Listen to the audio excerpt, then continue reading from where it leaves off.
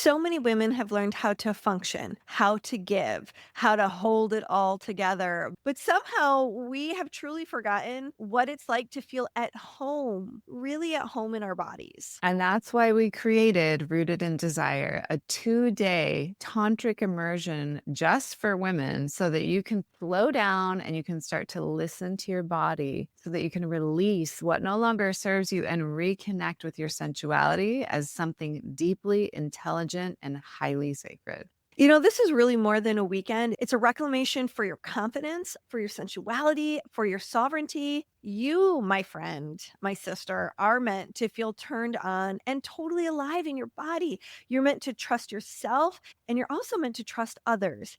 How do we cross that hurdle? Well, we're going to do it through tantric practices, through qigong, and through jade egg practices, not to mention sacred ritual. We're going to explore feminine power as something lived, not just Mhm. performed. It's not about pushing boundaries. It's about safety, presence, and truth. You'll be held in a circle of women who are walking the same path. We're curious, we're open hearted, we are ready to meet and encounter ourselves more fully. And there is something so profoundly healing about being seen and witnessed and not needing to explain or perform. So, this is really your invitation to step into sensuality and self trust, not someday, but right now. For more information, including the cities and the dates that you can register for Rooted in Desire, go to sexreimagined.com/rooted in desire. If you've ever wondered whether relationships are supposed to feel this complicated, today's guest has some opinions. Simone Milasas brings a radical honesty, humor, and zero fluff to intimacy and personal freedom. So I, for one, am very excited to talk to her. I'm Dr. Willow Brown. I'm here with my co-host, Leah Piper. We are Sex Reimagined, and we're so grateful for all your amazing likes, shares, and subscribes. So keep them coming. So tune in, turn on, and friends, let's fall in love together with Simone. Welcome to the Sex Reimagined podcast, where sex is shame-free and pleasure-forward. Let's get into the show. Welcome Welcome Simone. to the show. Yay. Thank you. Thank you for having me. We're so excited that you're here.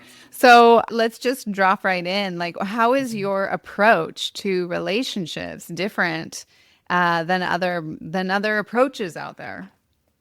Okay, so I would say it's taken me some time, and I'm in my mid-50s now, and I am so happy with where I'm at now rather than where I was at in my 20s. I think I'd been through so many different phases I literally remember, like, in my teens and even my early 20s, when I met someone, I wasn't looking at, oh, will this person be fun? Will this be joyful? Will this be, easy for me, etc. I literally went, do my friends like him?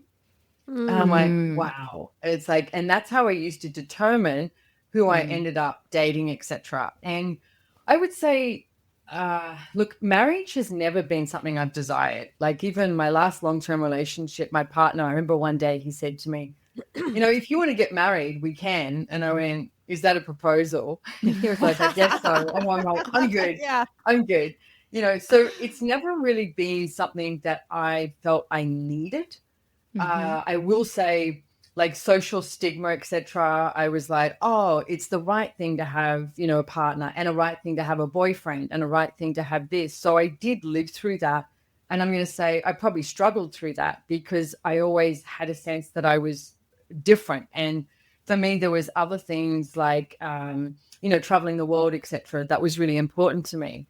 And after my long-term relationship that I broke up with, I remember sitting there going, oh my God, I'm never going to have sex again, and because I like sex. And it was like, okay, so how do I have sex, outside a relationship? And I did that dating app thing, which I was like, oh my God, this is such hard work. It was, hours upon hours, and all that. And it was fine. And I realized soon enough, oh, sex is easy. You can have sex. And what sex would I like to have, and what would I like that to be? So I started asking myself different questions, and what I would like in relationships and what I'd like in sex. Because I think a lot of people sort of put that in the same category and lump it together. And it's not true. It's like I started looking at those aspects of relationship I really like. Like for me, it's like I love cooking a great meal, nice music, glass of wine, etc., and having a great conversation. But I have friends that I do that with. I don't necessarily copulate with them. So I started Right. looking at, okay, it's the aspects of relationship that I like, and then there's sex, and then sort of playing with all of that and how that can be different for me. I love how you really learned how to make your not being in the typical relationship normal for yourself. I mean, I feel like so many people in the single world feel like, there's something wrong with me. There's something missing from my life. There's this sort of, they're swimming in this like lack experience. And then, of course, seeing through that lens.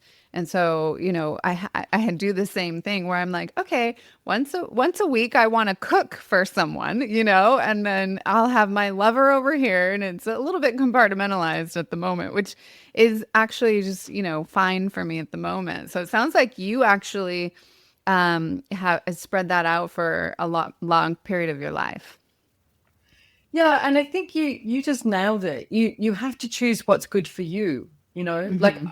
I was also looked at, like the house I live in at the moment. It's a 2-story house. I used to have my ex living here and his stepson.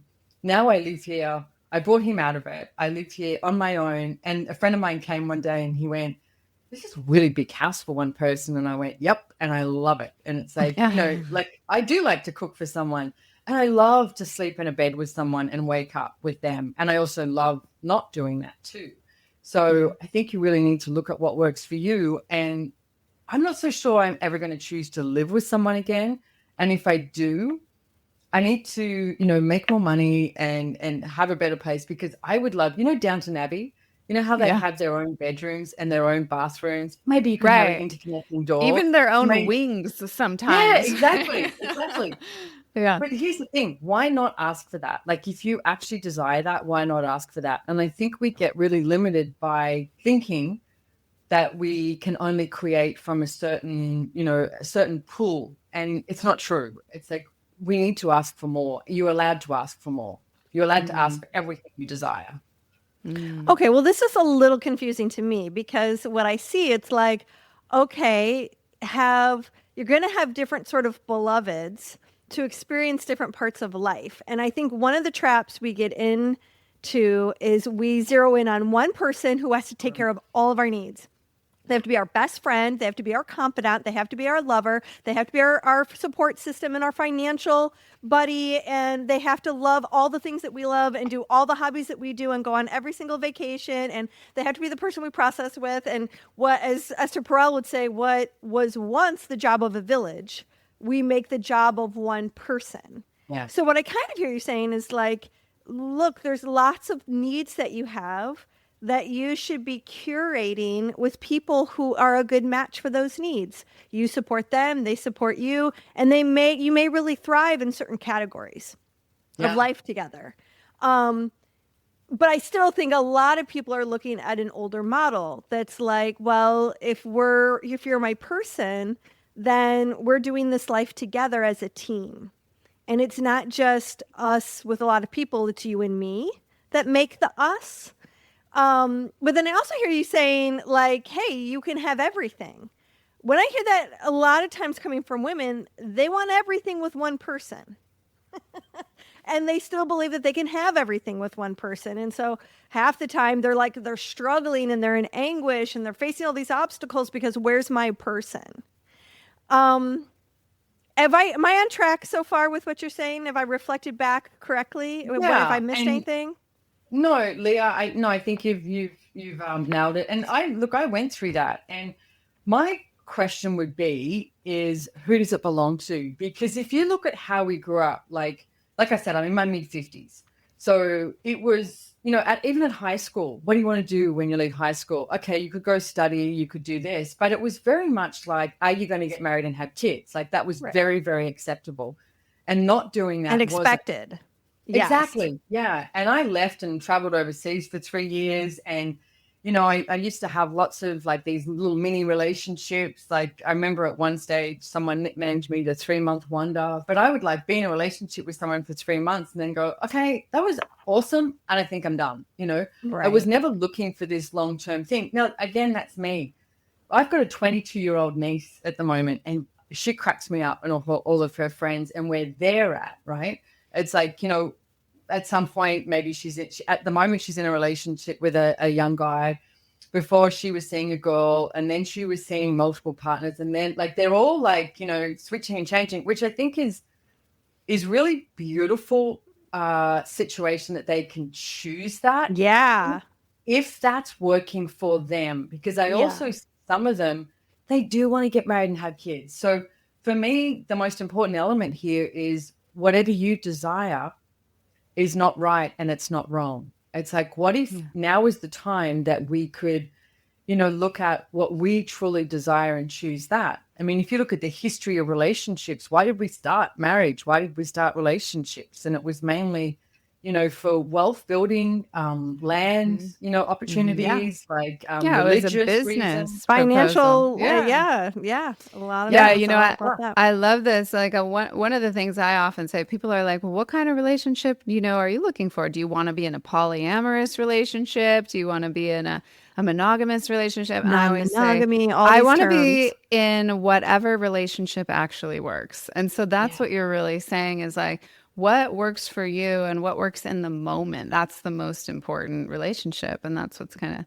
differentiating Yeah. your charge in the relationship spectrum of life. So Yeah. where do you really see people like get tripped up when it comes to relationships? Like where are they kind of, is it that they're not following their own truth, that they don't know what their own truth is? Is it something else? I think yes and yes. I think both of those. I think we've been like very ingrained of what we're supposed to choose rather than what we would like to choose. I always say, because I do these classes called Relationship Done Different, and I always say, whatever situation you're in right now is what you're choosing. Like, I can't tell you the amount of girlfriends, especially who are like, I would like this. And I'm like, if you like it, you can find it and you can choose it. Like me, when I was like, oh my God, I'm never going to have sex again. And then I figured out, oh, it's pretty easy. You can have sex anytime you want, really, if you want to. And so wherever you are at right now, what if you looked at that and went, okay, is this actually working for me? And if it's not, ask yourself another question of what action you'd need to take. I mean, I think, gosh, old school engagement you can't beat that either. Like just reaching out and saying hello to someone, whether you're in a bar or a plane or, a shop or anything like that. It's like, what's the worst thing that's going to happen? If someone is going to ignore you, they're probably not going to. So Right. if that's what you're looking for, choose that. But it's like, I mean, at the moment, I've had a younger lover, a younger Italian lover, and I literally call him my lover because people go, "Oh, that relationship," and I'm like, "But I don't. To me, it's not a relationship. It's more like It's a what I would say. lovership. It's a Yeah. lovership and a creationship, which is like this. I Oh, mean, I he sees like other that. people. I do too. And he's 18 years younger than me. And we have such a fabulous time. And it's been about almost 6 years now. And that works for me. I travel 8-9 months of the year. Sometimes he comes over and sees me, stays a couple of weeks, and we go somewhere amazing and beautiful and swim in some Mediterranean Sea or something like that. But it's amazing. Oh, and that's the other thing, financially. I think what kills the possibility of a relationship is women keep looking for a man to look after them. I know a lot of women who earn really good money, and I've had many conversations by saying, hey, if you want them to go somewhere, pay for it. If you want this, why don't you pay for it? I think we need to have that conversation of maybe that's flipped a little bit, like don't make someone wrong if they're earning less money than you. And if you're successful, then how many other men are earning more money than you? Like, don't make that such a linear scale to function Right. from. Right. Yeah. That's also an old paradigm and an old Yeah. model. I mean, what you're speaking to, also bringing your niece and her generation in is like there are so many ways to get to the top of the mountain these days, right? There's so many paths that you can take. And keeping your finger on the pulse of your own authentic, true desires is at the root of it all, which can be so hard to do because I feel like there's so many layers of society and, peers and, Well, constructs of conditioning. religion, conditioning. Yeah, Exactly. like our culture and our That we should, family of origin and like all these things that yeah, inform what you should want, right. including just what you watch growing up as a kid on television. Yeah. There's a model that is conveying to you, this is what you should want, and this is what having a successful life looks like. You have all these things and they all come together. And so what you're saying, and which I think also a younger generation is doing, is they're normalizing doing it differently. Yeah. And not necessarily prescribing to the conditioned formula most of us have been handed down. And that comes with taking a step back. If you're looking at this and going, I've been suffering because I haven't been achieving this thing everyone tells me I should want that says I'll have status and success as a person if I have these things the way I've been told I should want them. Yeah. So if I can just make some space to go, well, what's true? What do I actually really want? What's not working? And what would be workable? I had someone, I was at a festival teaching with Willow in the spring, and a colleague of ours, we went and listened to her talk, and she talked about the word integrity. She says, the way I define integrity is that integrity means workable. You're looking for what's workable in your life. And when you are up against an obstacle and you're trying things that no longer work, you're out of integrity. And if you want to have integrity and live a life of integrity, you have to look for what's workable. And I thought that was really interesting. And if we were to use it in this context, it's like, if you feel like you got to get to the top of the mountain, that may no longer be workable. What if you just lived in the village and you had your little piece in the village? Yeah. What would make the village and you happy? I don't know. Thoughts? Well, if you look at two things that we grew up with as a point of view that, like if you go with marriage and it's meant to last for a lifetime, right? How many times when people get divorced, people go, oh no, what if we didn't? What if we went? Yeah. What if it was, congratulations. Yeah. You did 5 years, you did 20 years. Yeah, and you actually had the bravery and the courage to move on. And then the second thing is children. Like, I never desired to have kids. I did have a stepchild for 8 years, which sort of, I got thrown in with that with a 5-year-old and was like, okay, But how many people go, oh, do you regret not having kids? Right. What if we flipped it and went, do you regret having kids? Because we make something right and something wrong.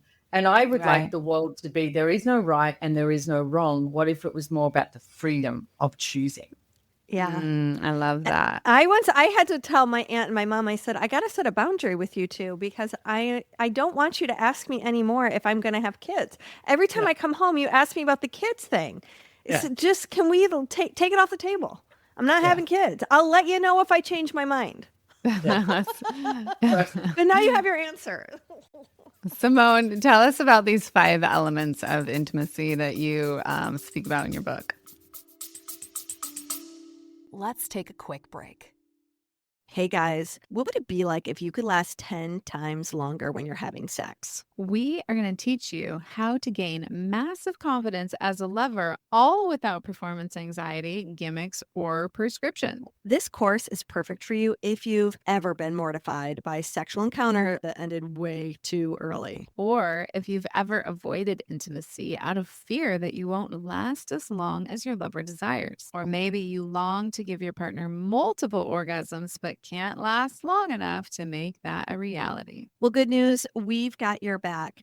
And it's in our course, Last 10 Times Longer. Go to sexreimagined.com/last-10x-longer. And for all of our favorite listeners out there, we are giving you a discount, 20% off, y'all. Just put in podcast 20, all caps, podcast 20, to get your 20% off of this phenomenal course that you're going to want to review more than once. The link is in the show notes. We cannot wait to see you inside this course. Plus, don't forget, we always got tons of bonuses. See you there. So, okay, 5 elements of intimacy is gratitude, vulnerability, honor, trust, and allowance. And so this is what I looked at many, many, many years ago because I realized, because I said I've been through so many phases, is I was looking for somebody else to be grateful for me. I was looking for somebody else to be all these things for me. So the 5 elements of intimacy, which is part of Access Consciousness, which I'm a facilitator of, it's one of the tools, is what if you could have that with you, right? So one of the things I did was I wrote them on Post-it notes and had them up in my bathroom mirror for ages. And every day brushing my teeth, I would look at where I wasn't willing to be trusting of myself, honoring of myself, in allowance of myself, grateful and vulnerable. Because I get it starts with you and your body, like you and your body. And then when you have those 5 elements of intimacy with you, when you don't need that from somebody else, then you can have those elements of intimacy with somebody else. And I remember years ago when I had those Post-it notes on my bathroom mirror and I got out of the shower, I was with my Italian lover and we got out of the shower and he's reading them. And I was learning Italian as well. So I had them written in Italian and in English. And he looked at it and he went, "That's what we have." And I went, "I know." Yeah, I know. It was one of the most beautiful moments. But for me, that's like a creationship. Because if you look at a dictionary before like 1939, I think it is, the definition of the word relationship means the distance between two things. So we go, "Oh, we'd like a relationship," but what you're actually doing is creating a distance. So for me, the 5 elements of intimacy is not about creating that distance. It's about creating that intimacy. And we nicknamed it a creationship because a creationship has no end to it. Like it doesn't have the definition. It's like, I mean, how do you define gratitude? You just actually. I was just going to say, let's have you Yeah, define what these words yeah. mean to you. Yeah. Because I think people do define them differently. I mean, gratitude's pretty much across the board. Seems self-explanatory, but let's just go through them and have you explain them. So if you look at trust, right? And a lot of people look at trust as this blind faith. I'm not talking about that. Like, say if you're with someone and every time they go to the bathroom, they leave the toilet seat up, okay? And these are the things, like those niggling things that people end up fighting about, you know? Mm-hmm. For And sure. so I've definitely been in that relationship before. Right.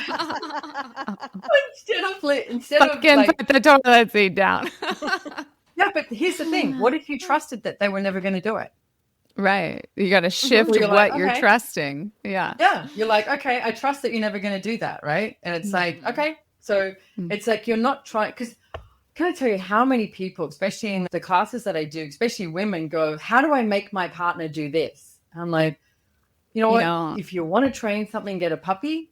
It's like, for me, having a partner is not about training them. It's, you know, I mean, you can ask them a question. "Hey, you know what?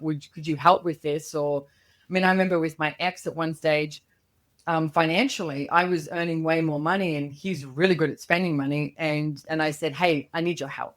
I need to show you where we're at financially." And as soon as I did and we sat down, it was like, oh.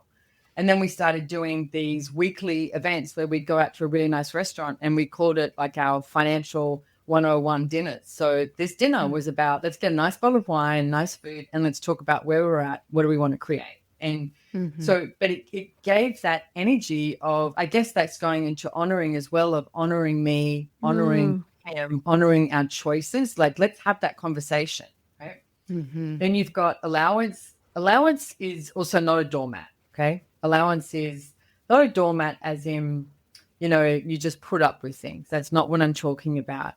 But what if you were an allowance of, let's go back to the toilet seat. What if you were an allowance of the toilet seat? You know, like this is weird, but I love doing laundry. I always have clean clothes, right? And my ex used to always just leave his underwear on the floor. And I'd go be like, "Brendan." And he'd go, "Well, they're not going to pick themselves up, are they?" And he'd make this joke, right? But what ended up happening was when I was in allowance, I would just pick him up. And it wasn't like I felt like I was this slave or anything. It was, I mean, he was almost in MasterChef Australia, right? So his energy of like, he would cook us the most amazing meals and I would never help or do anything with that. So you sort of got to have a look at how the relationship sort of is malleable and fluid. Yeah, like how you co-support one another. I mean, you're good at laundry, he's good at cooking. Like, it's a good match. Exactly. I'm good at other things besides laundry, but I am good at laundry. Yeah. I'm Yeah, I sure love you that. are. You're just allowing the person to be who they are. Yes. You're Yes. making space to enjoy their Yes. strengths. You're Yes. not allowing maybe some of their less talented efforts bug you, Yeah. irritate you, piss you off, create a Yeah. fight, like the things that like really picking and choosing, what are you willing to die over? Like Yeah. what is something that is so intolerable? And kind of like seem where you can be more flexible in your Yes. system so that you're not unhappy. It's not Yeah. even for them. It's for you, For you, you know? Yeah. exactly. Yeah. Exactly, Leah. Yeah. Yeah. Yeah. It gives you the space so that you can actually not Yeah. get tight and Yeah. constricted around, God damn it, they're not doing the thing I want Mhm. them to do. So Well, how does this new view on trusting like I'm going to trust that you'll always leave the toilet seat up. So it's a totally different view, right? And then I'm going to allow that like you're good at this thing and I'm good at that thing. How does this open to deeper vulnerability within the relationship? well, I think with vulnerability, I mean, let's look at sex as an example. It's like how many people actually ask for what they desire in sex? And Mhm. it's like I have seen relationships years, and finally, you have a conversation with someone, and they're like, "I'd really like to do this, or I'd really like this, or that, or etc." And they never talk about it. And the other partner's also desiring something, and it's like, what if you could start with that? What if there could be this moment that you went, "Hey, let's not have sex today, but let's get naked and have a chat and have a chat. What would we like? Let's get naked and play and just talk about what it is that we desire and be able to have that conversation." But whether it's with that or I remember at one stage I said to my ex, "Hey, I think I want to go live in Europe for a few months." And to have that conversation and not be like, "Oh, I can't because you're here and my stepson is here." And he was like, "Okay." And he's like, "Let's talk about it." And we spoke about it. And I actually didn't end up going, but I went for because I travel a lot, but I went for a shorter stint. But the fact that we could have the conversation, it wasn't me choosing that against him. Because Mhm. in a relationship, I think you really need to choose for you. And one thing I see people not doing is choosing for them because they think they're choosing against. But if you can have that vulnerable conversation about whatever it is, maybe you want to switch jobs or, like I said, your sex life or anything. It's like if you're willing to actually speak up and go, "Hey, is this going to work for you? Like if I choose this, Yeah. Or And even what do you need in order to support me experiencing this? yeah, Because it may not be someone's kink. yeah, exactly, Your yum exactly. may not be their yum, but sometimes there's a way to negotiate. Boy, it would really be beautiful for me to experience this. And I'm wondering how that lands with you and what you would need in order to partner with me having this experience. And I can tell you pretty much right now that it's going to turn most people on when you talk like that. For Like, I mean, sure. Well, even now, such a more turn my open. body on. Yeah. Yeah. Yeah. It's Yeah. such a more open it's more of a Yeah. we're having a conversation, not me telling you what is going to happen or what Exactly. I'm going to Exactly. do. Well, it fosters So, curiosity too. yeah, exactly. And so how do people with these five elements of what it means to be in this new form of relationship, like how are people listening, how would they kind of get started? Do you have like action steps that you have people take or practices that you have people go through, or how do they bring more Uh, of this trust and vulnerability in? Yeah, and I guess, or if I just want to add add even something more to that question, which is how do they get more real and honest about their true desire, right? Because we opened up this conversation talking about like living your truth. So it's Mhm. like here we might have somebody listening who's in a relationship for 20 years. And how do they start these conversations? Mm-hmm. Well, if we do like a slight bit of advertising to begin with, is the book that I wrote called "Relationship, Are You Sure You Want One?" I actually wrote that with my ex, so it's me and him. Okay. And we split the relationship up when we were in the US and we had all this media and everything. Our PR agent nearly had a heart attack. And I was like, it's okay, because this is the whole point is relationship. Are you sure you want one? I need people to be in question is what we wanted people to go to. So we go through a lot of that in the book and a lot of the tools. But a really quick thing for your listeners too is, as you were mentioning before, Willow, like if you get angry or frustrated with your partner, just stop for a second and then ask, which one of these 5 elements, like trust, honor, allowance, gratitude, and vulnerability, am I not being here or could I use here? Okay. Nice. That's good. And a great tool is, you've got to have it with you. Because if you keep looking for the answer of what you're not quote unquote happy with in somebody else, you're never going to find it. It's like, but if you have it with you and then somebody else comes along and you're playing with them, it's like it just explodes into something even greater and better. So, and then the other thing I was going to mention is the intimate play cards. Now, these are with my lover, we created them, right? And here's how this, I think this is funny how this showed up, is because we had this deck of cards that we brought somewhere and, we made a cocktail and we're like, went to start playing these cards. And one of them was like, go down on your lover. And he was like, I'm not even hard yet, and we're like, And then, of course, both of us being us, we went, you know what, we need to create something different. So we actually started with this Google Doc and we wrote all these different things down that we would like to play. But what we started doing with, which I know that you don't have the cards yet, but you'll get them, we did soft play and we did hard play. So the idea is you start with soft play. I mean, you can do whatever you want. Because you got to warm up.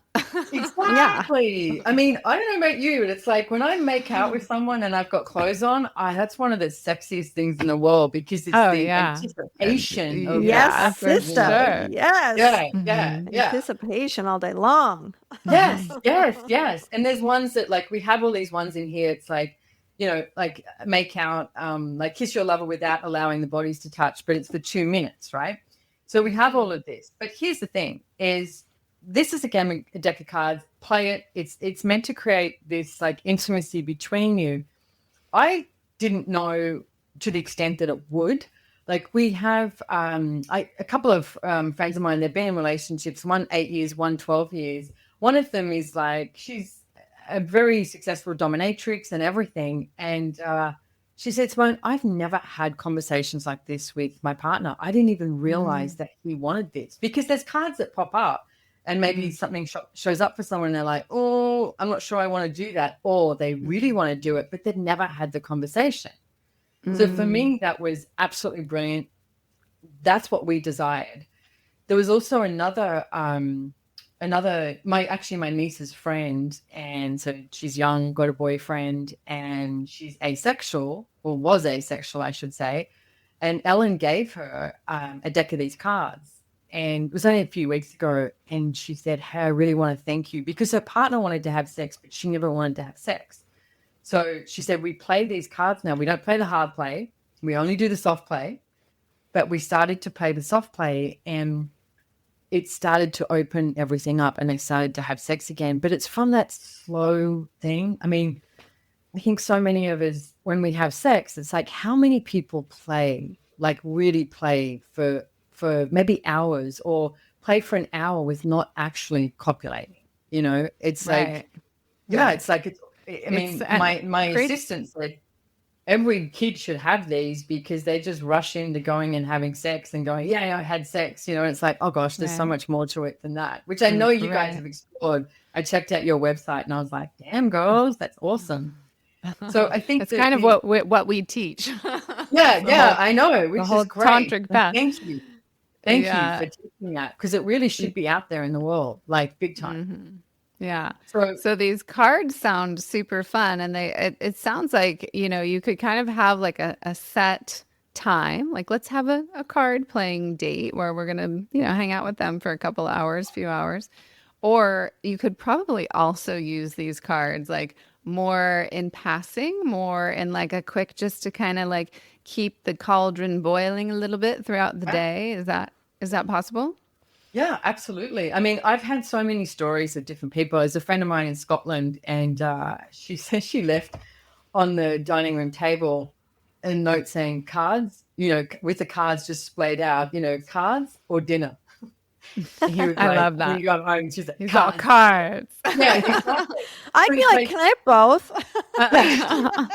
cards and then have dinner. Yeah. Yeah. I love But it. I love but it. it is, and it's. I mean, I've had another friend of mine. He's in Vienna, Austria, and he said to me, he's got a deck of cards, and I said, "Have you played them?" He said, "I've only ever played them once, and I played one card, but from that Yeah. one card, what created?" And I'm like, "Great, it's like I think we all need Sometimes we all all you need to need is look at just one little bit, and it goes a long exactly, way. Yeah. Yeah, exactly. sometimes we just need a little inspiration and then Mhm. something else, gets created and we can run with it. I'm kind of curious though, like I keep on like having these two images pop up in this conversation. I have the image of like the couple that have been together for a long time and it's super stagnant and they're stuck. And then I have the person who might be looking for a relationship. And I'm curious, like, what would you advise for both people? So the one in the stagnant relationship, I would actually, I think, ask yourself. It's like, is this actually working for me? I think there's a conversation that very few people have, and it's, hey, have we done what we're meant to do together? Mm, And I had that with my ex at one point, and he was like, no, no, no, no, no, no, no. And really, in truth, it was 2 years before we broke up. We should have broken up then. Like yeah. that's when Mm. it was Yeah. done. But it took another 2 years until we went, hey, have we done what we were meant to do together? And Right. we took a bottle of wine out into the veranda and we just sat down and we chatted about everything. As I found out that he was cheating on me and all this sort of stuff, which is really interesting because where I'm at now, we have other lovers. And I always wonder what would have happened if he had had the guts to say, hey, I want to sleep with other people. Would I have been okay with it? Because for me, it's not about the act of copulation. For me personally, it's about the lies. It's like, Yeah. don't lie. Yeah. The Like deceit. Yeah. yeah, that's the thing that It's sucks. hard, the betrayal. That's Yeah. so painful and so wounding, and like it Yeah. doesn't have to be so often. And so often we do things because of fear, right? Or just I don't want to, I fear your reaction. I fear it's going to end our relationship. I don't want to lose you. And so I'm just going to betray instead. Right. But that is so Yeah, and much we more stay painful. for way Yeah. too long. Like you said, Yeah. I mean, I can think back on a lot of my very, the relationships that shaped so much of what Mhm. I find meaningful in life and the people that contributed to that. Most of the people I can think of just about every relationship I've ever been in, I stayed too long, Well, most because people of that do. fear. It's like Yeah. we fear change. But if you take but you actually desire change, you crave change. Yes. But Yes. then Yeah. let's flip in the vulnerability again, part of the 5 elements of intimacy. Like, and that's for me too, is that place that if you don't need anyone else, but you choose someone else, then usually you end up having the courage to have those hard conversations because you never Yeah. know where it's going to go. And don't try and have the conversation before it's had because we try and work out what are they going to do? What are they going to say? Like, just like, Have the have the conversation. Yeah, you conversation. a lot of Yeah. times we start having the whole conversation in our heads before we even Yes. get to the Yeah. real moment with them. I One thing I wanted to circle back on, Simone, was you say you putting these words on your mirror and post-its and Yeah. making sure that you have a relationship within yourself with each one of these? Is that what you were Yeah. speaking to? That was the first thing I did. Yeah. And I just, because Hmm. for me, it's like if I see it visually, I'm getting up, brushing my teeth or whatever, then I can look up and be Yeah. like, okay. Because a lot of the times we wake up with the litany of judgment. I love And, that. And I feel I like do for people too. who are still kind of looking for their relationships or their relationship or their creationship, whatever it may be, like this would be a really powerful act for them to do in order to have that sort of sense of balance within themselves, like those elements alive and connected within themselves, which would then, in your experience, did it then open up more ease in finding these other relationships? yes, absolutely. Absolutely. Because yeah, you have more of you. And Hmm. Yeah. I was that's, just like, I'm sorry, go ahead. well, you have more of you. And for me, that's one of the most beautiful gifts when you see someone be proud of what they choose. Like, I mean, gosh, I like to say I've lived a colorful life because I've definitely been there, done that, and all these different things. But I'm not ashamed of anything that I've chosen, and I have lived a colorful life. So, but here I am today, and I'm proud of myself. And I still stumble and fall. But when I stumble and fall, it's like, am I going to lie down there and expect somebody else to help me? No, but I'm also not afraid to ask for help. Like, I think that is one of the bravest things in the world too, is actually asking for help when required. Especially being a woman. Oh my God, you can use that to your advantage. And I do. Well, Like when I travel. yeah, for sure. Can you lift this for me? I do too. Yes. I mean, well, it's that is a piece that speaks to the vulnerability, and I feel like that's a place where we can really practice vulnerability, no matter what your gender is asking for help. Because again, there's this fear. I'm not going to ask for help because I don't want to bug people.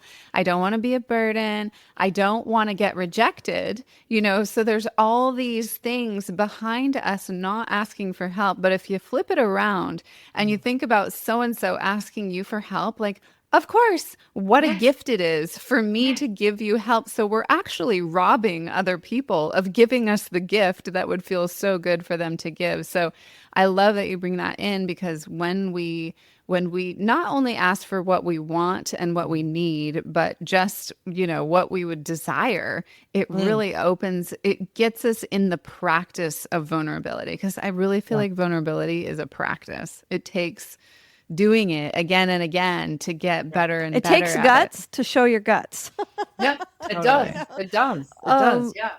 As I was just feeling into the words, just somatically, gratitude, trust, allowance, vulnerability, and honor, there were two places that I was like imagining it in action. And one was just hearing you talk about your colorful life, gratitude that you have a colorful life, trust that you went for having a colorful life, allowance to have a colorful life, the vulnerability to have a colorful life, and then to honor the fact that you've nurtured a colorful life. Like all of it just sort of landed just with like that one expression, how all of those things come together in order to be yourself, to give yourself like the permission to just live out loud in a way that matches your integrity. And then I was like also kind of simmering in those words as I was imagining like, wow, if I had held that in those breakups, and had the courage to really allow myself to feel complete, to honor myself that I'm moving towards completion with this journey, with walking with this person, the vulnerability to like to feel all of that, like what's complete, let's finish what isn't complete, the trust, and then the gratitude to be so grateful to have walked with this person for the time that we got to walk together. It's like when I think about if people had that as like a cornerstone to shifting a relational dynamic from what is letting go of what worked because it's no longer working, just think of how our conversations with divorce lawyers would be different, how conversations with our kids, shared kids might be different, for conversations that we have with our friends that are all mutually tied into our relationship. It really sets everybody up to walk away with love instead of like having to hate each other so you can walk away. It's just a very different opportunity. Yeah, no, I totally agree. I mean, even my ex, I'm still good friends with him. I've just spent, I was in Costa Rica, and there was a whole bunch of us in Costa Rica, and he was there. And I get on really well with him. It's like he came to Australia. He lives in Texas now, and he came to Australia at one point and stayed in my house. Like it's like we got through. I mean, he actually ended up being an alcoholic, and so he went to AA and all this sort of stuff. So he had to have those conversations with me, and we got through all of that stuff. And it was interesting because it was essentially, as we said before, it was about the lies. But I'm not going to hold on to that. It's like that's too boring. There's so much more available. Like that's the I'm past. Let's get into the present. Let's create a new future together. And I think that's one of the things that, can feel so heavy and hard about divorce or ending a long-term relationship is it's like you're going to lose the love. You're going to lose the person, the friendship, all those pieces. And maybe for a period of time there is like some space where you're without it, but ultimately you really do want to keep the love alive, like still love that person, but now you love them in a different way. I mean, there's so many Yeah. iterations to what one relationship can evolve through. And if you choose that. And so Leah, your question before, like, and how we led into this is, I think you need to look at, have we done what we're meant to do? But if you no, you want to keep with the relationship, then ask yourself, what is it that is creating that stuckness? Because is it something that you need to change or they need to change? And usually it's creating like that vulnerable conversation of like, hey, what actually needs to change here? I mean, it's funny that it's either finances or sex are the two topics that I see come up a lot with, talking Or about bathroom hygiene. That's why you need a bathroom each. I don't have to, share a bathroom. That's why you need separate Right. wings. That's why everyone gets their own bathroom. Yeah. So maybe it's about making more money and getting a separate wing, but that's the thing. Maybe it is, or maybe it's like at one time I remember, I said to my partner, hey, because he was just really weirded out and funky. And I'm always like, hey, man cave is a real thing. It's like, you need to give them the man cave thing. For sure. And I said, why don't you go camping and go surfing or do something like that? And he actually didn't at that point, but he said, Simone, you suggesting that to me and being so okay with me just leaving. And I said, leave Nash with me, his kid, and I'll take care of Nash. It's fine, But having that conversation, not going, no, you need to do this, or why do you want to do this without me? It's like, no, you actually require space. So go get some space, Yeah. So even if that's you looking for that, then can you actually say, hey, you know what? I think I want to go away for a week. I think I want to go something, anything. But have a look at, why are you stuck? What is it that you desire and require that you're not asking for? So that's what I would say. And then again, don't try and have the conversation before you have it. And then the second question, Leah, when you were saying about people actually seeking a relationship, is personally, I would ask for, what is the energy you would like in a relationship? I see so many people nowadays with that, wanting to be 6'2", have this degree, have this Right. and it's like, oh man, it's like, what if you asked for someone who was kind, caring, and nurturing and great in bed to show up? What if there was a different element of how you asked for something because you weren't needing to have that from somebody else? So Right. Yeah, because Well, that and I list feel like- oftentimes is like, it's about status. Yeah. It's not really about the heart. It's, again, what can I get? yeah. And yeah, it might be why there's a lot of really unhappy single people out there. Their standards are just like a mountain long. And I feel like what you just spoke to is that, your 5 elements really need to be in place within the person so that they are valuing kindness, and supportive and good in bed, rather than 6'2" makes 300 million a year, or whatever it is, Yeah, no, I agree. And you don't need, again, if you have the 5 elements of intimacy with you, you don't need to have like this status in somebody else, because you're totally okay with where you're at and who you are and your choices. So then ask for someone. And so all of this is in your book, right? All like, this is because I'm like already like, where's my Post-it notes? I'm going to get these on the bathroom mirror. I'm going to be looking at them every day. I'm super excited. I'm going to be sharing this with all of my single clients. I got a lot of single men I'm working with these days, so I'm going to help them out too. And so in the book, go ahead. Well, no, I've had a lot of people actually, because we're quite vulnerable in this book, the relationship, Are You Sure You Want One? Like, even there was at one stage, because I was earning more money than him, it's like, it had that really weird sense, like he had no say in what was happening with money. So I remember one time when I said, hey, I wanted to have sex, and he didn't want to have sex. And at that moment, and then I went, what if I pay you? And he went, what? I went, what if I pay you? And he was like, how much? I was like, $500. So it was so cool. Fun. We had sex. And then because I was paying him, he made everything about me too. About you. Yes. Yeah. That's so good. You got your needs met. He got his needs met. And then you're in good standing again, right? Yeah. But it was a play. And then, I left $500 on the bedside table, and it wasn't like, this is what you have to spend it on. It's your money. right? Yeah. So I remember he went and got himself a massage, and then the rest of the money he went and brought us dinner and a nice bottle of wine and stuff. But that was his choice, Right. and the Right. whole thing was play. So we have a lot of stories like that we actually use these tools and. Okay. So it's That's a lot fun. of That's really creative. examples of how Yeah. to Yes. massage them into your life. Okay, fun. Yes. Yeah. That sounds really great. I love the cover too. It's like got a comic book vibe to it. It's so cute. Yeah. Yeah. Yeah. Yeah. And then you also have a podcast, Choice, Change, and Action podcast. Tell I us a little do. bit about your show. Choice, change, and action. Actually, the funny thing is my ex named it because he's really good at coming up with names. And I spoke to him about what I wanted. And for me, it's like, if you look at your whole entire life, it's like, what are you choosing? And I see people talking about, oh, I wish I had this. I wish I had that. I wish I had this. Well, you're actually going to take some action. If you want to change something, you've got to take some action. So it's to do with many different things. Like a lot of the classes I do too on business, money, everything. So whatever area of your life that you think is not working for you, what do you have to choose? Because as you choose, you create a different future. What do you need to change and what action can you take? So we cover many, many different topics, but that's the basis of it. I love that. So it's not just sexuality and relationships. It's about business and finance and all of that. Yes. Yeah.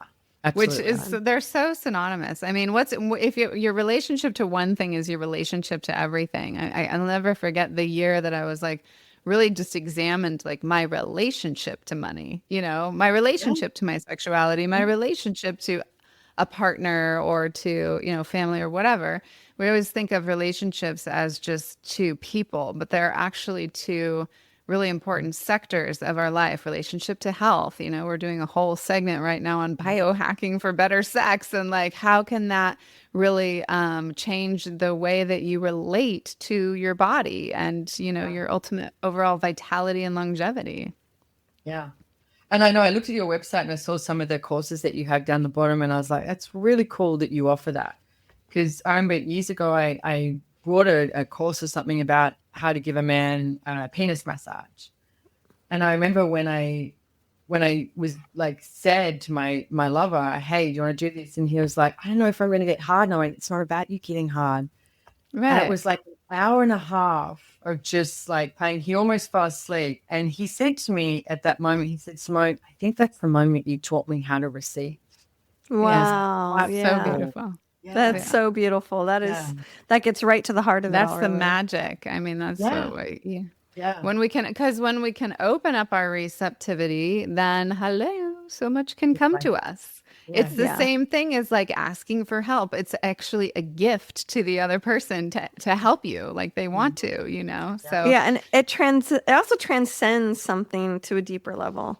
You get to be seen on a more deeper, more emotional, more spiritual, more energetic place. It's not just friction and get off. It gets much more dimensional Yes. when you let somebody in that way. Very yummy. Yes. Yeah, yeah. Yay. All right. Well, tune in with Simone more. Where can people find you? What's the best way? My website, there is no other Simone Milasas. So my Instagram, Facebook, website, everything is my name. Simone Milasas, Milasas is the last name. So yeah, very Great. easy. Awesome. Thank you Beautiful. so much for joining us today. A real pleasure to speak Yeah, we with had you. so much and- fun. Yeah, yeah. And I love your accent, your Australian accent, down under. That's pretty good. Thank you. All so right. much for having me. You're Bye. welcome. So, hey, friends, look, the show's not over. We got more. We got the dish coming right up with myself and the lovely Dr. Willow. So please stay tuned. Now, our favorite part, the dish. I sure do like those Australians. I know. Every time they're we've had an so- Aussie on the show, it's been so lovely. they're very freed up. There's a little bit more of a freed up something going on in their nervous systems, I would say, than like Americans. I love being in Australia. It's one of the most amazing, beautiful places to travel and explore. So It's so funny because I have this gorgeous Australian lover who lately I'm like, when is he going to circle back around? Maybe we need to go to Australia together. So it Yeah. might be something that it's time to ask for. That was one of Yes. the things I loved that she talked about was just like asking for what you want and what you need and the vulnerability. I mean, I thought all of her elements, her five I loved her elements, elements. were Yeah. super great. Super great. I'm going to definitely write them on the mirror. Me I too. think Which it's a was the great one idea. that you were the most that you're like, oh, I really want to bring Yeah. that one in. Let's I'll let's list review them. them again. So Oh, there's you've already. gratitude, trust, allowance, vulnerability, and honor. Yeah, I think allowance Hmm. would be a really great practice when I get um a little flooded, I get really tight, Hmm. and I think I am stingy with allowing myself to get untight, and I think I'm stingy with other people. And so I think allowance would be such a beautiful practice for me to just kind of go, Hmm. okay, where can I allow? Where can I be more Hmm. allowing? Where can I be more spacious? Like I can just, even just feeling into the word, I feel myself unwind a little bit. And then I Yeah. think what comes right after that is honor. How can I honor and see this person Hmm. for what's really there and not like my colored triggered state? I think Yeah. it would be, I think both those things would be really important keys for me to get untriggered. Okay. Those I knew you were going to say allowance right off the bat. And then because we just traveled together and you kept coming back to this little terminology, let them, which Yeah, did you yeah. know there's a whole book on Oh that? yeah, It's yeah. called There's a Let Them. whole. It's a Okay. huge It's a movement. huge It's a movement. Yes. podcast. Yeah, yeah, Cool. yeah. So yeah, that I mean that really does speak to allowance, just like let them, let them Hmm. be them and Yeah, then honor them for who they yeah. are. It's so powerful. And let yourself. Like Hmm. sometimes I Yeah. don't allow myself to Yes. transition. To let something go that I think somehow I have to keep holding on to. Is if it says something or means something, like to give myself permission to just like honor that maybe I don't want to do something anymore, or Yeah. honor Yeah. the fact that I want to pursue something, and that might mean allowing myself to let go of something else. Yeah. It's hard Beautiful. when you take commitment so damn seriously, and you strangle the shit out of it. You to bondage that Yeah, commitment yeah, up, right? And totally right. yeah. Yeah, you bondage yourself up and shit. Yeah, So for I think sure. all these things are real. I think she's right. I think doing this for yourself, with yourself, to Hmm. understand your own Yeah. inner landscape and your relationship to gratitude, trust, allowance, vulnerability, and honor is like Yeah. the place to begin. And then how it makes sense that it would then be so much more effortless Yeah. to gift it to those that come into your life, Hmm. if you have it Yeah, because you're internalized. already gifting it to yourself. I Yeah. think for me, I mean, I'm always in a gratitude practice, like where every night I lay down and I go through the day and I just think about, okay, that moment with my puppy on the beach and that food that I ate, I think about all the things that I'm grateful for. So I've got those like gratitude practices in place, but I think coming out of the last 3 years of like really big contractive rebirthing has been really intense. And so I used to have just more ease with gratitude. Like it was just, I was gratitude. I was always in that state of appreciation. It just was who I was. And I feel like calling that back in and being Yeah. more in a practice of that like all day long. And I think also the honoring. I was talking with a client the other day about, how we're all out to get something in the world and we're out to get something in our relationships. And I think there's a reframe around like, what can I offer? And so Hmm. even in the honoring of self, it's like, what can I offer myself so that I am more aligned, more researched, more in allowance, more open, more soft, and more Hmm. receiving. It's going to make whatever interaction happens next like so much more delightful. Yeah, it's a nice little 5-step code to unwinding yourself from feeling tight. Hmm. Really good things. Yeah. I liked it. I wonder Tell if us do you know if liquid shock, if you can write it on a mirror, it should be able to wipe liquid off the way. shock. I don't even know Yeah. what that is. Like a thing you write on the like a Yeah, pen. it's a pen that's chalk. I'm gonna Oh, try it. I liquid don't want to ruin chalk. any mirrors. You know Yeah, what I liquid heard? chalk. I heard you say What? liquid shock. I'm like, Oh, what is this? Some new like BDSM toy that we can liquid shock? liquid chalk. Is this a new drug on the scene? Or just little tiny post-it notes. Can't go Yeah, wrong with right. post-it notes. That's true. That's true. So tell us, everyone, write it in the comments. What are the elements that you want to give more attention to in your own relationship with yourself and maybe in relationship with other intimate partners? We can't wait to read all about it. So, till the next time, love, love, love. Cheers.